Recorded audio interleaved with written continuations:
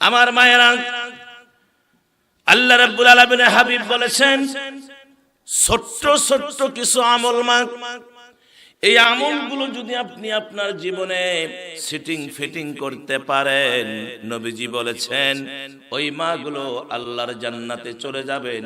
কেননা আবু দাউদ শরীফের হাদিসে সিয়াসাত্তার যে হাদিসগুলো আছে কিতাবগুলোর মধ্যে আবু দাউদ শরীফ একটি কিতাব, এই কিতাবের ভিতরে আল্লাহর নবী বলেছেন যে মা অল্প আমল বেশি আমল না দেখেন মা, সকালবেলা যখন আপনি নিজেই ঘুম থেকে উঠবেন, নামাজ পড়বেন, তেলাওয়াত করবেন, আর ঝাড়ুটা যখন হাতে নিয়ে মা আপনি ঝাড়ু দেওয়া শুরু করবেন, এমত অবস্থায় জিকিরের সাথে যখন ঝাড়ুটা হাতে নেবেন বিসমিল্লাহ বলে হাতে নেবেন, আর জিকির যখন শুরু করবেন লা ইলাহা ইল্লাল্লাহ আল্লাহ আল্লাহ সুবহান যে জিকিরই জানেন শুরু করবেন।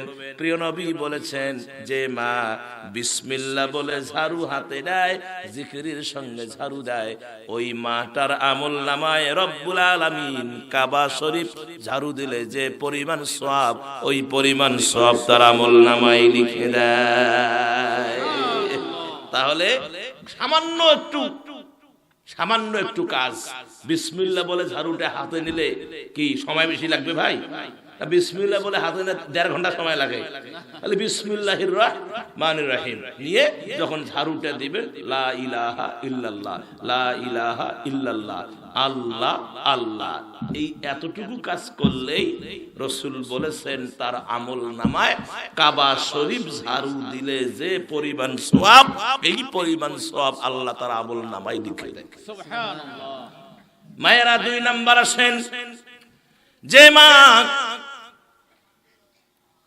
স্বামী যখন বাড়িতে আসে, ও মা স্বামী যখন বাড়িতে আসে, আসার সাথে যদি স্বামী আপনারে বলুক আর না বলুক, ক্লান্ত বদনে স্বামী এসেছে, একটা গ্লাস পানি যদি স্বামীর সামনে ধরতে পারেন, এই যে গ্লাস আছে, প্রাণের স্বামী গো দূর থেকে এসেছেন, মনে হয় তৃষ্ণা পেয়েছেন, এই যে গ্লাসের পানি নেন, পান করেন, স্বামী খুশি না বেজার? স্বামী খুশি হয়ে যাবে না? বউ আমার যত্ন নেওয়া শুরু করছে। আমার ভাইয়েরা, আল্লাহ রাব্বুল আলামিন কত খুশি। নবীজি বলেন স্বামী পানি পান করার পরে যখন গ্লাসটা আলহামদুলিল্লাহ বলে গ্লাসটা রেখে দেয়, আল্লাহ রাব্বুল আলামিন ওই মায়ের আমলনামায় গোটা পৃথিবীর ভিতরে যত নর কিংবা নারী আছে এদেরকে তৃষ্ণার সময় পানি পান করালে যে পরিমাণ সওয়াব, এই পরিমাণ সওয়াব আল্লাহ ওই মায়ের আমলনামায় লিখে দেয়। কামটা কি করছে? খালি 1 গ্লাস পানি, অন্য কাউকে না, নিজের স্বামীকে 1 গ্লাস পানি দিল। আল্লাহু আকবার কোন। 1 গ্লাস পানি দিল নিজের স্বামীকে, স্বামী পানি পান করে গ্লাসটা আলহামদুলিল্লাহ বলে রেখে দিল।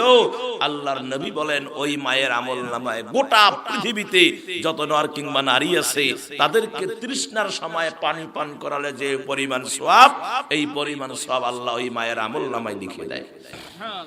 সুবহানাল্লাহ। তাহলে এটা পরিশ্রম কি বেশি হলো ভাই? পরিশ্রম বেশি না, সামান্য। আমার মায়েরা শোনেন, নবীজি আরো বলেছেন যে মহিলা স্বামী যখন বাড়িতে আসে, স্বামী কোথায় আসে? বাড়িতে আসে, এতটুকু কথা শুধু ওই মহিলা ওই স্ত্রী বলবে মারহাবা মারহাবা, স্বাগতম। ওগো প্রিয় স্বামী, অনেক দিন হলো, 1 মাস হলো, 8 দিন হলো বাহিরে ছিলা, সফরে আসলা, আমি তোমারে দেখে আমার কলিজাটা ভরে গেছে। এভাবেই যদি সম্বোধন করে, অথবা বাজারে গেছে, অথবা দোকানে গেছে, অথবা মাদ্রাসায় চাকরি করে বিভিন্ন জায়গায়, সে সন্ধ্যায় ফিরে এসেছে, সারাদিন স্বামীকে দেখে নাই, আসার সাথে বলল মারহাবা মারহাবা, তোমার আগমনে আমি অনেক খুশি। এতে লাভটা কি হলো? লাভ শোনেন, সুবহানাল্লাহ পরে কোন। লাভটা কি হলো? লাভ হলো ওই স্বামী যে স্ত্রী স্বামীকে মারহাবা মারহাবা সম্বোধন করবে, আল্লাহ সুবহানাহু ওয়া তাআলা ওই স্ত্রীর আমলনামায় জিহাদের অর্ধেক সওয়াব লিখে দিবেন।